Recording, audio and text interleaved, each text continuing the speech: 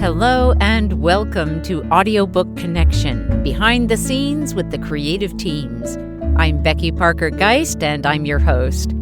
Audiobook Connection is your place to learn about the audiobook creative process and for authors to learn valuable tips on producing and marketing your audiobooks. This podcast is sponsored by Pro Audio Voices, helping great stories come alive through audiobook production and marketing. Thanks for joining me today. In previous episodes, I have mentioned a kind of fun approach for podcasting when you have a full cast audiobook. It could be an audiobook that is not necessarily full cast, but one in which you have a main character, a narrator, who portrays one of the characters in your book, and you really like the personality of that character and want to build on it and using the character from your book as the host of your podcast. Spill the Tea with the Top-Notch Dogs is a spinoff of the audiobook Top-Notch: Adventures with Our Clueless Human. The three main characters of that story are dogs. Shih Tzu dogs, and they have each a very unique and delightful personality, and these three characters became the hosts, all three are hosts, of Spill the Tea with the Top-Notch Dogs. Now, sometimes just one of the dogs would act as host, and sometimes more than one would be there. Because the crossover topic seemed very relevant and fun, we invited veterinarian Dr. Dawn Philos to visit and be a guest on that podcast.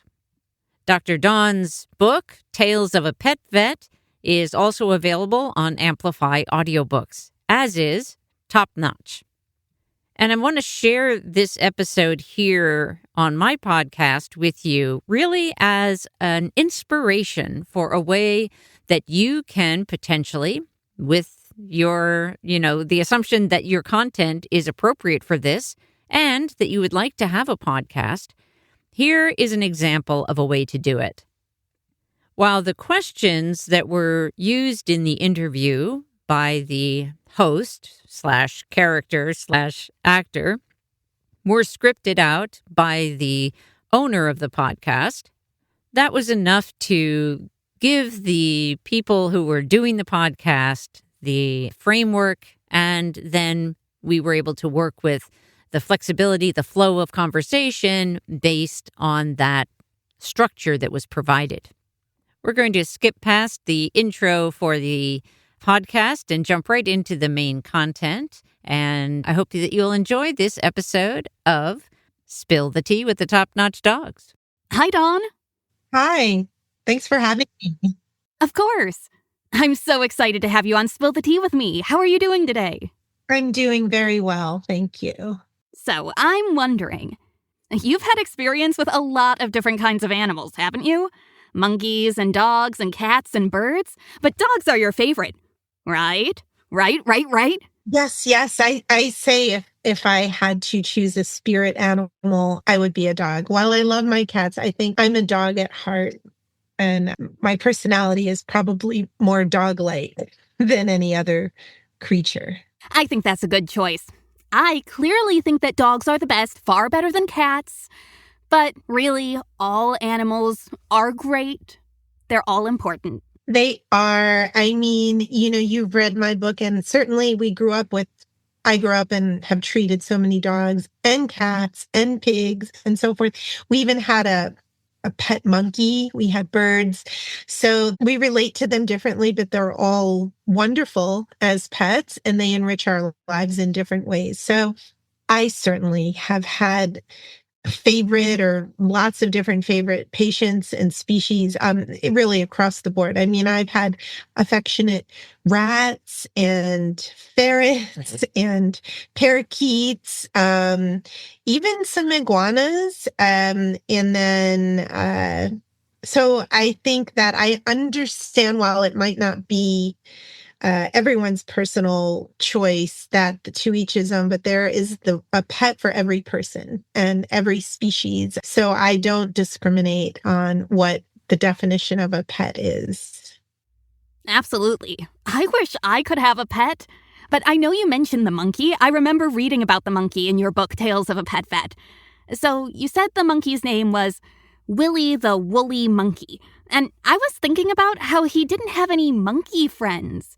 Ginger and Happy and I have each other and other doggy friends like Wilbur, who can also be pretty annoying at times. But anyway, it got me thinking about how lonely that must have been for him. Do you think that was hard for him?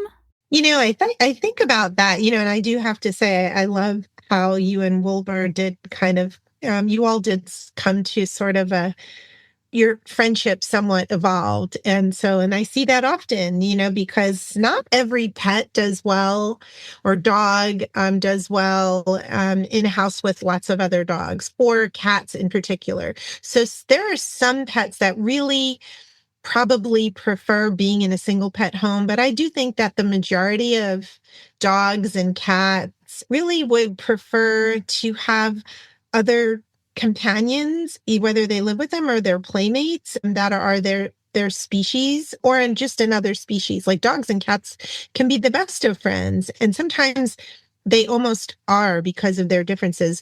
Willie, and certainly there's a backstory in the 70s. We're talking decades ago of how he came into our lives, probably some little nefarious background through a pet store. But, I wouldn't advocate for monkey pets nowadays. There's some restrictions, but he was so young.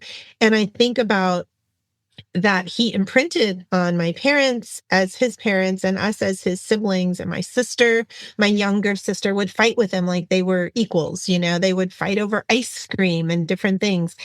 And he wore little diapers, but, it must have been a very traumatic experience for him to leave his country, live with humans, and then, live in a northeast, part of the world where we have winters, and he had come from a tropical island.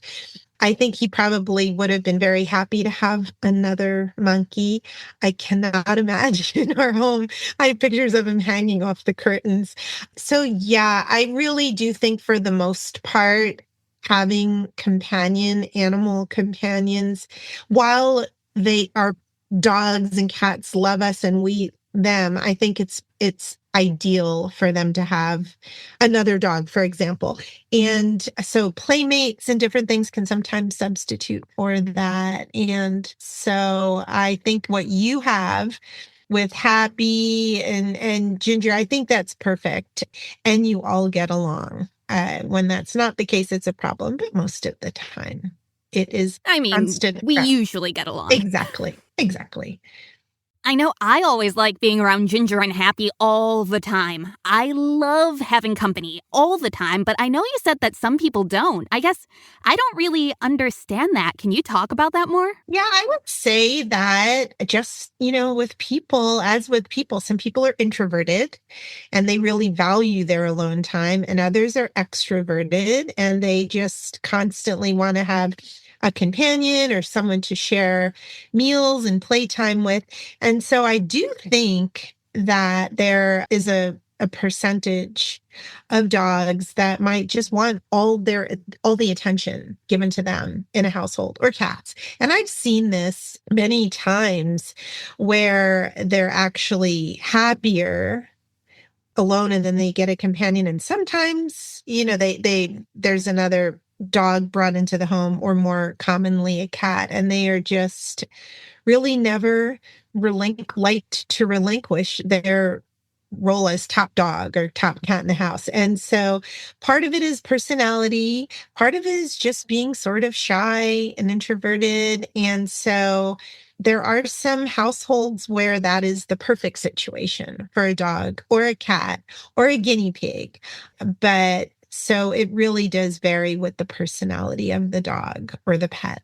Yeah, and there's absolutely nothing wrong with, in my opinion, like a household that has just one pet, as long as, and it's pretty important when we sort of find our human families match up with our dogs or cats that it's the right personality match and level of energy in that household. So, as you know, some dogs love getting dressed up and having their hair styled and going on stage and being in a parade and winning awards. And others, like my dog, she wouldn't wear a beret, she wouldn't wear a sweater. That would be her worst nightmare. All she would rather do is sit on my lap or roll in dirt and get dirty. Any bath, any perfume, immediately she would roll in like some disgusting scent. So really to each his own. And I do think that there, just like as for every person and every pet, there is a different personality, and it'd be pretty important. So I have a lot of clients that are well matched. I had some dogs that are very active and they would run 10 miles a day. Is normal because the pet parent is a marathon runner and practices. Now, my dog, or like a dachshund in New York City, that would not be his idea of fun. So your personalities, your lifestyles have to match in that regard. And I think that so sometimes we know to pick a breed or a species that will work with our lifestyle, but and it extends to multiple dogs as well. So extroverts do well with lots of companions in the home. Introverts maybe not so much. I'm just really caught up on the fact that your dog won't wear a sweater. I feel like Ginger Happy and I really need to fix that. Yeah. But anyway, you also talked about dehydration. Could you explain what that means? Well, dehydration, they talk about our bodies being like 70% water. It's extremely important. And so much of medicine is about having a healthy balance of hydration and electrolytes and so forth. So it's extremely important to make sure that there's enough water available in the home, or especially if like we talked about dogs that run or hike, to bring water along with us if we're traveling with dogs mainly. And so what happens with pets, especially if they're hot, dogs, especially if they're exercising, they're hot or excited, they don't sweat, so they can overheat. So what they do is they will pant, and their pads can release some heat, and they release heat from their ears as opposed to us human beings sweating. And so when they do that, particularly when they pant, it's like when you have steam on a car window, they're losing water as well. So if they're running around or hot or heating, it's pretty important to kind of think for them if they're not making it obvious, like standing near a puddle or something on a walk. So it's good to bring a clean source of water, because if not, they might walk over to a puddle, let's say near a park or a lawn where some lawn chemicals might leach, and we'll drink that. So it's important to be cognizant that having fun, being out, all this activity is great, but it's going to make them thirsty, and it's good to offer clean water. And the same thing in the home. Like, I'm sure you would never do this, or Ginger or Happy, but so many dogs and cats, like if you forget and leave for the day and they're at home and they can't get water, sometimes they'll go in a toilet bowl, which is not ideal, but it's a source of water, and you may not even realize they're doing it. I don't know if you've ever experienced these, but these kind of constantly running sort of water fountains. So it's a source of fresh water. Cats love them with the sound of the water. Some cats just prefer running water. So instead of running a sink and all day, if you're out, if I'm out at work, it's like it mimics that. And a lot of dogs like that as well. And so it's just a clean, fresh source of flowing water. And then you drink what you need, and it's there. I don't have to worry about, did I fill the bowl? Is there enough water? So hydration is very important. If we're dehydrated, all sorts of illnesses can sort of flare up or just from dehydration. So it's best avoided. Absolutely. I know you mentioned the toilets, and Wilbur drinks out of the toilet all the time. It's one of the things that's really annoying, because Ginger Happy and I would never. But on that note, sometimes I do get thirsty when there's not water around, and I'll see other things to drink, but I'm not so sure if they're good for me. Yeah, I think that clean, fresh water is best. And, ideally, that's sort of something to shoot for. But sometimes you do what you got to do, and Wilbur, I don't know, maybe he prefers toilet water. You would know better. But I think for the most part, it's sort of a last resort. And so I don't recommend toilet water personally as a veterinarian, as I'm sure you would agree. Yeah, and sometimes when I get thirsty, I try to remind our human, her name's Robin, to drink more water too. It's important for humans to drink water too, right? I mean, we're all mammals, but I don't actually know how much water humans need.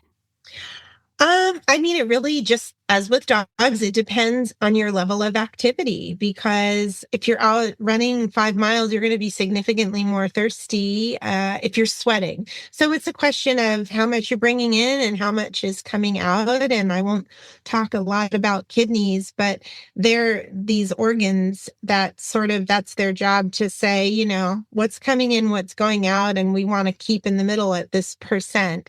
So it's just as important for humans and Robin as for you, for pets and for dogs and cats. It keeps us alive. Hydration. It's pretty important.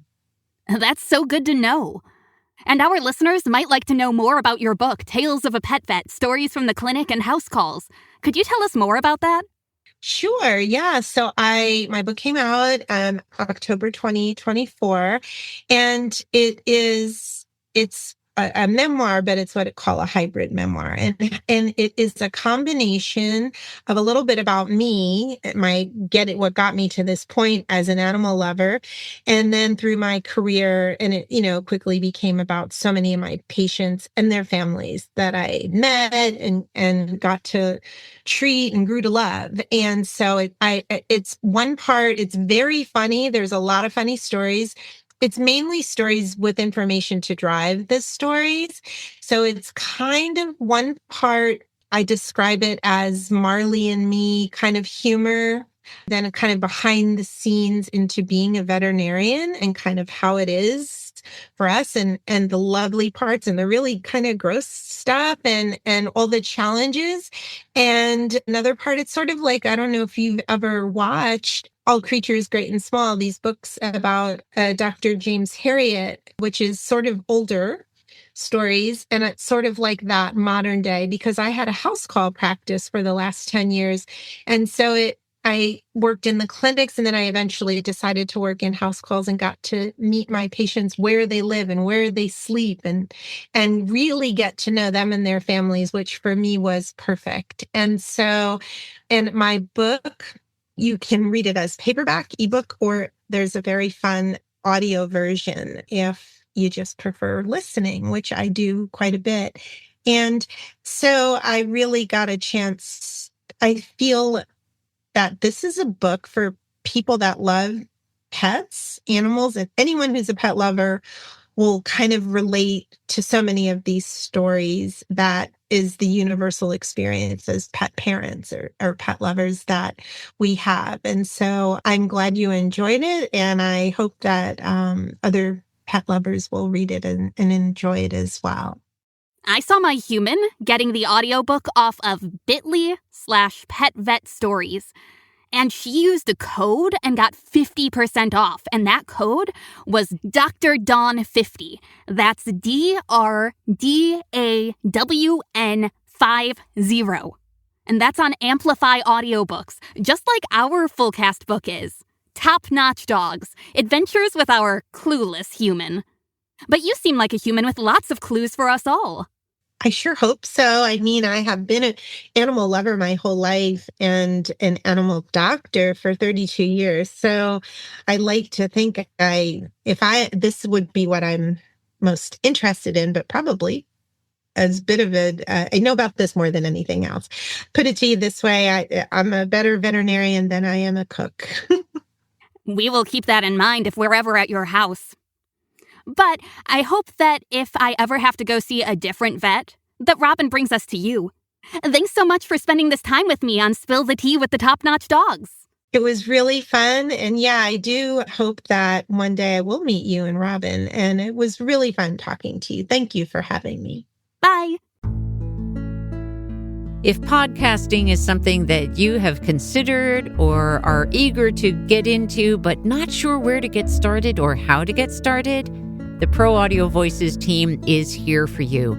We take a very customized, personalized approach so we can address any concerns that you have, help you with scripting out your intro and outro, help you with creating your first welcome trailer episode, and help you manage the podcast once it gets rolling. We're here for you every step of the way. So many podcasts start off by just taking a step forward, which is great, except you can quickly lose the first people who are eager to support you if your podcast isn't done well from the start. So get the team that you need to help you put together the podcast you're dreaming of. We can also help you identify ways in which you can leverage your podcast and monetize it. And I'm not talking about the monetization that means you have to have at least 1,000 downloads before you start to earn 1/10 of a penny. I'm talking about real sponsorship that will support you as you get started and help you deliver the results you're dreaming of. Got questions about podcasting? Reach out to us at proaudiovoices.com. On our contact page, you can schedule a discovery call so we can talk about your particular project. I hope you enjoyed that fun episode. At the end, of course, we added an outro, which was standard for the podcast. But here, I just wanted to share with you this concept. If this inspires you with some idea for a podcast of your own, I encourage you to reach out to us at proaudiovoices.com. Schedule a call. Let's talk about your ideas, and we can build on those and help bring your podcast into reality. Thanks for joining me today. Thanks for joining us for Audiobook Connection, behind the scenes with the creative teams. Please take a moment to subscribe at audiobookconnection.com. The podcast is sponsored by Pro Audio Voices, helping great stories come alive through audiobook production and marketing. Learn more at proaudiovoices.com. Again, thanks for being with us, and please join us next week.